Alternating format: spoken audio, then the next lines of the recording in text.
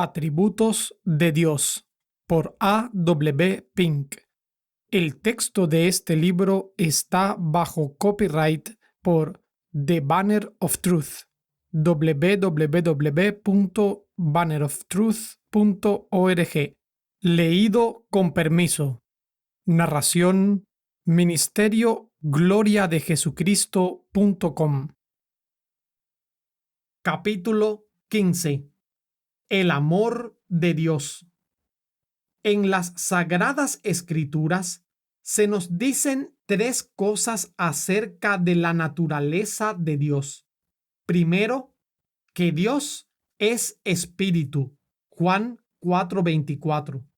En el griego no hay artículo indeterminado, por lo que decir Dios es un espíritu sería en extremo censurable, puesto que le igualaría a otros seres. Dios es espíritu en el sentido más elevado. Por ser espíritu, no tiene sustancia visible, es incorpóreo. Si Dios tuviera un cuerpo tangible, no sería omnipresente y estaría limitado a un lugar. Al ser espíritu, llena los cielos y la tierra. Segundo, que Dios es luz.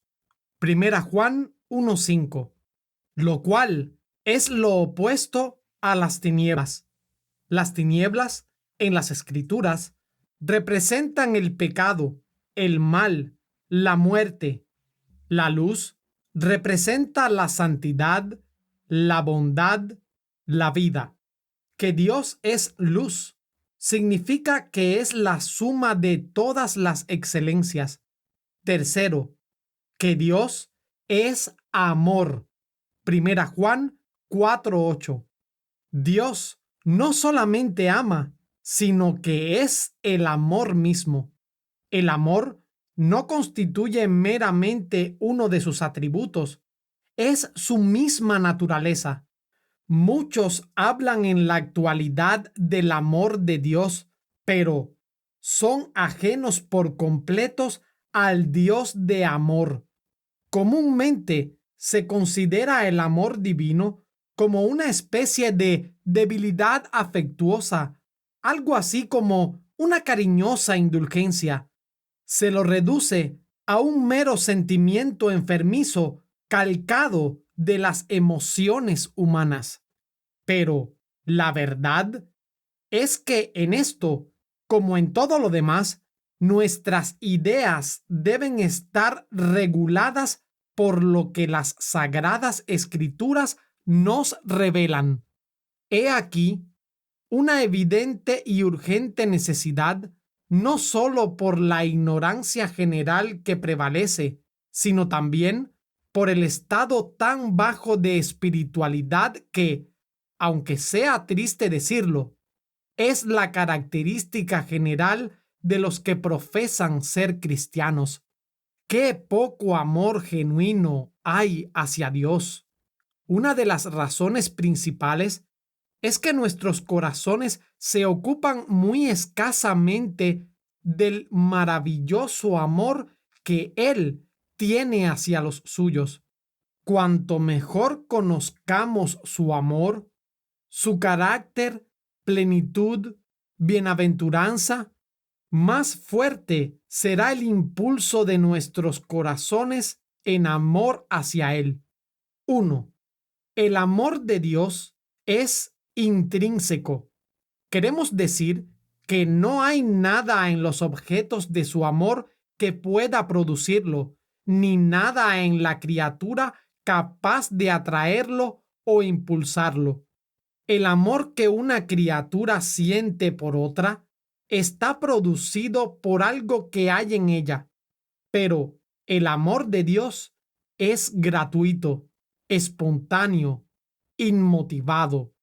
La única razón de que Dios ame a alguien reside en su propia voluntad soberana. No por ser vosotros más que todos los pueblos os ha querido Jehová y os ha escogido, pues vosotros erais el más insignificante de todos los pueblos, sino por cuanto Jehová os amó. Deuteronomio 7, versículos 7 y 8. Dios ha amado a los suyos desde la eternidad y por tanto, nada propio de la criatura puede ser causa de lo que se halla en Dios desde la eternidad. Él ama por sí mismo, según el propósito suyo, 2 Timoteo 1:9. Nosotros le amamos a Él porque Él nos amó primero. 1 Juan 4:19. Dios no nos amó porque nosotros le amábamos, sino que lo hizo antes de que tuviésemos una sola partícula de amor hacia Él. Si Dios nos hubiera amado en respuesta a nuestro amor, no hubiera sido espontáneo, pero ya que nos amó cuando no había amor en nosotros, resulta evidente que nada influyó en su amor. Para venerar a Dios y confirmar el corazón de sus hijos, es importante que tengamos ideas claras acerca de esta verdad preciosa. El amor de Dios por cada uno de los suyos no estuvo motivado en absoluto por nada que hubiera en ellos. ¿Qué había en mí que pudiera atraer el corazón de Dios? Nada, absolutamente. Al contrario, en mi corazón se encontraba todo aquello que le repele, todo lo que le haría aborrecerme: pecado, depravación, corrupción. En mí no había cosa alguna que fuese buena. ¿Qué había en mí que mereciera estima o que diera placer al Creador? Fue por esto, Padre, canta mi alma, porque así a tus ojos agradó. 2. Es eterno. Ha de ser necesariamente así. Dios mismo es eterno y Dios es amor. Por tanto, como Él no tuvo principio, tampoco su amor lo tiene. Es cierto que este concepto trasciende el alcance de nuestra frágil mente. Sin embargo, cuando no somos capaces de comprender, podemos adorar. Qué claro es el testimonio de Jeremías 31:3. Con amor eterno te he amado, por tanto te prolongué mi misericordia. Qué bendito conocimiento es saber que el Dios grande y santo amó a sus hijos antes de que se crearan el cielo y la tierra, y que había puesto su corazón en ellos desde la eternidad. Esto constituye una prueba clara de que su amor es espontáneo, porque Él los amó innumerables siglos antes de que recibiesen el ser.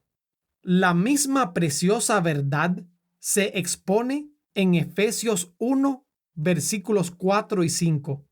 Según nos escogió en Él antes de la fundación del mundo, para que fuésemos santos y sin mancha delante de Él, en amor, habiéndonos predestinado. ¿Cuántas alabanzas debería producir esto en cada uno de sus hijos? Qué sosiego para el corazón pensar que, si el amor de Dios no tuvo principio, tampoco puede acabarse. Si es verdad que desde el siglo y hasta el siglo Él es Dios y es amor, entonces es igualmente cierto que ama a su pueblo desde el siglo y hasta el siglo. 3. Es soberano. Esto también resulta evidente en sí mismo. Dios es soberano. No está obligado con nadie. Dios es su propia ley. Actúa siempre de acuerdo con su propia voluntad real. Así pues, si Dios es soberano y es amor, de ello se desprende necesariamente que su amor es soberano, porque Dios, obra como gusta, y porque es amor, ama a quien quiere. Tal es su propia afirmación explícita. A Jacob amé, mas a Esaú aborrecí. Romanos 9:13. No había más objeto digno de amor en Jacob que en Esaú. Ambos habían tenido los mismos padres, habían nacido al mismo tiempo, puesto que eran gemelos. Con todo, Dios amó al uno y aborreció al otro. ¿Por qué? Porque así le agradó hacerlo. La soberanía del amor de Dios se desprende necesariamente de que no está influido por nada que haya en la criatura. De ahí que el afirmar que la causa de su amor reside en sí mismo es solo otra manera de decir que Él ama a quien quiere. Supongamos por un momento lo contrario. Imaginemos que el amor de Dios fuera regulado por algo externo a su voluntad.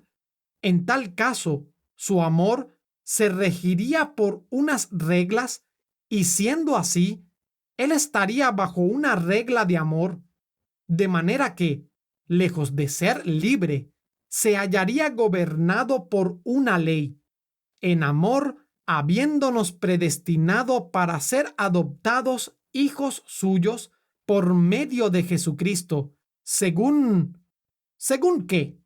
¿Algún mérito que vio en nosotros? No, según el puro afecto de su voluntad. Efesios 1, versículos 4 y 5. 4. Es infinito. Todo lo referente a Dios es infinito. Su sustancia llena los cielos y la tierra. Su sabiduría es ilimitada, porque Él conoce todo el pasado, el presente y el futuro. Su poder es inmenso, puesto que no hay nada demasiado difícil para Él. Asimismo, su amor no tiene límite. Posee una profundidad que nadie puede sondear, una altura que nadie es capaz de escalar, una longitud y una anchura que exceden de toda medida humana. Esto se nos indica de un modo muy hermoso en Efesios 2:4. Pero Dios, que es rico en misericordia, por su gran amor con que nos amó, el adjetivo gran aquí es sinónimo de la expresión de tal manera en Juan 3:16. Nos habla de un amor tan extraordinario que no se puede calcular. Ninguna lengua puede expresar fielmente la infinitud del amor de Dios. Ninguna mente comprenderla, ya que excede a todo conocimiento. Efesios 3:19. Las ideas más extensas que la mente finita puede formarse del amor divino quedan muy por debajo de su verdadera naturaleza. El cielo no está tan por encima de la tierra como la bondad de Dios lo está de los conceptos más elevados que seamos capaces de formarnos.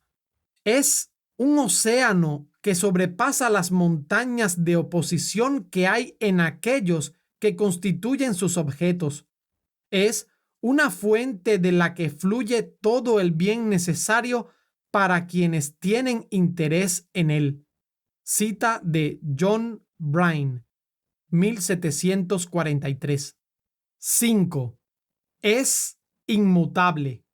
Del mismo modo que en Dios no hay mudanza ni sombra de variación, Santiago 1:17, tampoco su amor conoce cambio o disminución alguna. El despreciable Jacob nos brinda un ejemplo contundente de esta verdad.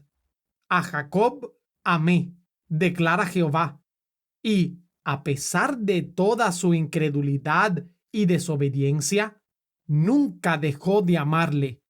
En Juan 13:1 se nos ofrece otra hermosa ilustración. Aquella misma noche, uno de los apóstoles diría: muéstranos al Padre. Otro le negaría con maldiciones. Todos se escandalizarían y le abandonarían. Aún así, como había amado a los suyos que estaban en el mundo, los amó hasta el fin. El amor divino no depende de vicisitudes de ninguna clase. El amor divino es fuerte como la muerte. Las muchas aguas no podrán apagarlo. Cantares 8, versículos 6 y 7. Nada puede separarnos del mismo. Romanos 8, versículos 35 al 39.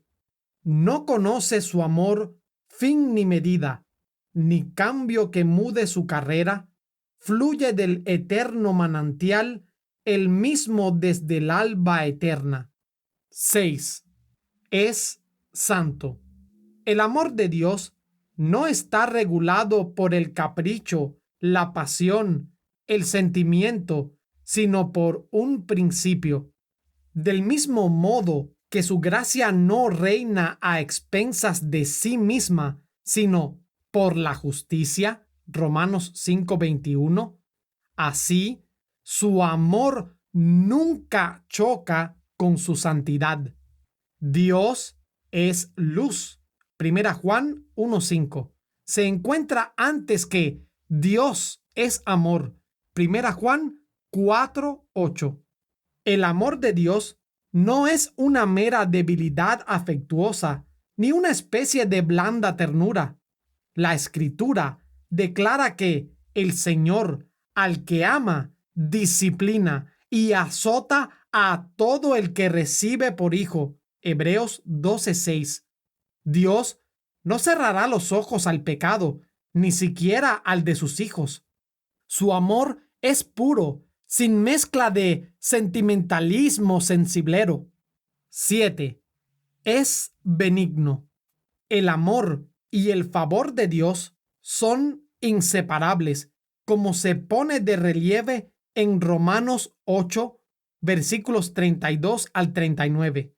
Por la idea y el alcance del contexto, percibimos claramente lo que es este amor, del cual no hay separación posible. Es la buena voluntad y la gracia de Dios que le determinaron a dar a su Hijo por los pecadores. Ese amor fue el poder impulsor de la encarnación de Cristo. De tal manera amó Dios al mundo que ha dado a su Hijo unigénito. Juan 3:16. Cristo no murió para hacer que Dios nos amara, sino porque Él amaba a su pueblo. El Calvario es la demostración suprema del amor divino.